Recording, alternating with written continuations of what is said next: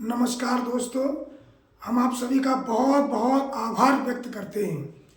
आज हम आपके सामने लेकर आए हैं संज्ञा। जो पद परिचय हो, चाहे वो किसी भी सरकारी नौकरी के लिए आप परीक्षा देने जाएं, यहाँ से हर प्रकार से आपको आवश्यकता पड़ती ही है। और हमारे बच्चे इसमें भूल जाते हैं कि कौन संज्ञा व्यक्तिवाचक है, कौन जातवाचक है और कौन भाववाचक है। तो आज हम आपको बहुत सरल तरीके से इनके बारे में बताने जा रहे हैं। जैसा कि आपने देखा, संज्ञा किसी भी प्राणी, व्यक्ति, वस्तु, भाव, स्थान का नाम। बच्चे ने याद तो कर लिया, लेकिन वो नहीं समझ पा रहा है कि जब वस्तु आती है तो भूल जाता है ये जातवाचक है या व्यक्तिवाचक है। एक सीधे तौर से हम बात कर लेते हैं। सबसे पहले पढ़ते हैं जातिवाचक को। देखिए, जातिवाचक क्या है? जो भी हमारी आंखें देख पा रही हैं वो लगभग सब जातिवाचक में ही चला आता है। चाहे वो, अब मैंने देखा, लड़की जातिवाचक, लड़का जातिवाचक, नदी जातिवाचक, जो भी हम देख रहे हैं वो सब जातिवाचक है। अब जातिवाचक में हम जिनके नाम रख देंगे वो व्यक्तिवाचक में चले जाएंगे, उनको व्यक्तिवाचक कहते हैं। और जो हमें सिर्फ महसूस हो उसको हम भाववाचक कहते हैं। आइए डिटेल से पढ़ते हैं। सबसे पहले हम बात कर लेते हैं व्यक्तिवाचक संज्ञा।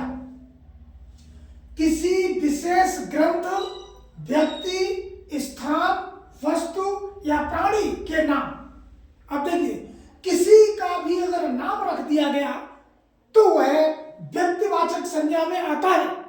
एक एक हम आपको बताते हैं। जैसे व्यक्तियों के नाम, अब व्यक्तियों के नाम रख देते हैं राम, सीता, रचना, सुरेश आदि। किसी का भी वस्तु का, व्यक्ति का, स्थान का हम नाम रख देंगे तब वह व्यक्तिवाचक में चला जाता है। ऐसे ही देखिए, प्राणी अगर हम बात करें गाय, हिरनी, हाथी, ये सब जातिवाचक का है, लेकिन हम इनका नाम रख लेते हैं। देखिए, प्राणियों के नाम रख रहा हूं मैं, कपिला का गाय। अब जातवाचक होते हुए भी ये व्यक्तिवाचक में आ गई, क्योंकि इसका नाम हमने कपिला रख दिया है।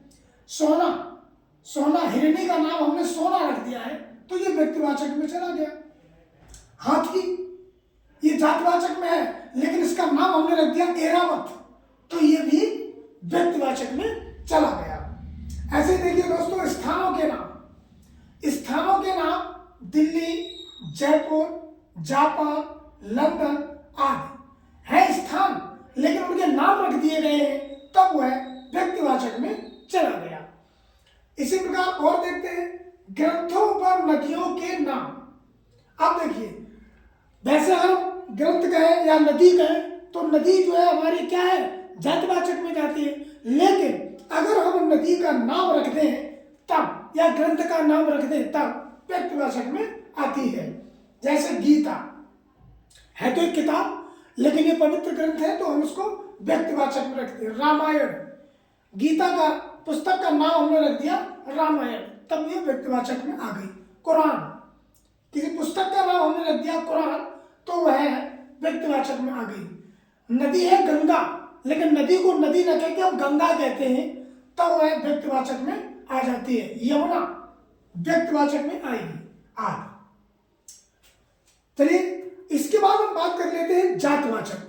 किसी प्राणी, पदार्थ या समुदाय की पूरी जाति का बोध कराने वाले शब्द को हम जातिवाचक कहते हैं।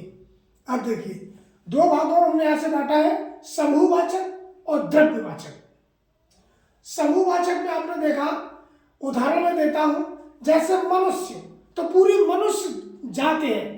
देखिए, सही बात हम आपको बताते हैं कि जितनी भी जातियां जो ईश्वर ने बनाई हैं वे सब जातिवाचक में है। मानव, नर, कुत्ता, हाथी, गाय, ये सब जातियां हैं। लेकिन जो मानव ने जातियां बनाई हैं वो हमारे समाज में कुरीतियां हैं, जातियां नहीं है।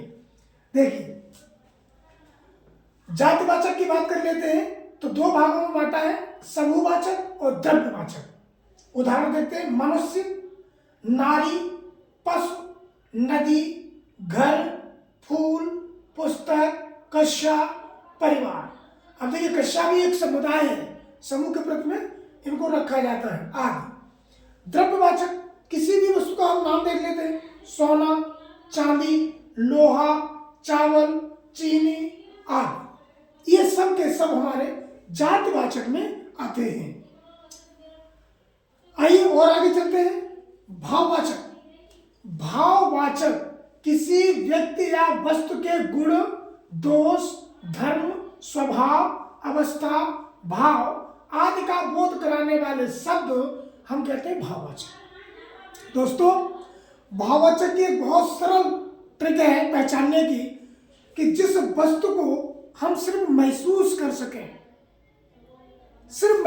सकें, वो सब आती है हमारी। अब हमने कहा मानव, तो वो आ गया जातिवाचक में। वो हमने कह दिया मानवता, तो वह आ गया भाववाचक में। अब देखिए मानवता को हम पकड़ नहीं सकते, सिर्फ महसूस कर सकते हैं। देखिए जैसे सुंदरता, भूख।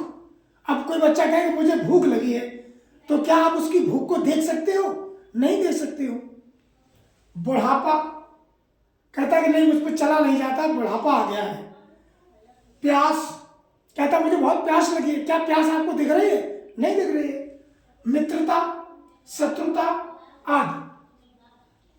तो मैं आशा करता हूं कि आप सभी के समझ में आ गया होगा और आप संज्ञा का ज्ञान आपने बड़ी सरल तरीके से मैंने बताने का प्रयास किया है। इसको जानने के बाद आपके सामने जैसे ही कोई शब्द आएगा आप बड़े ही सरलता से बता सकते हैं ये जातिवाचक है, भाववाचक है या व्यक्तिवाचक है।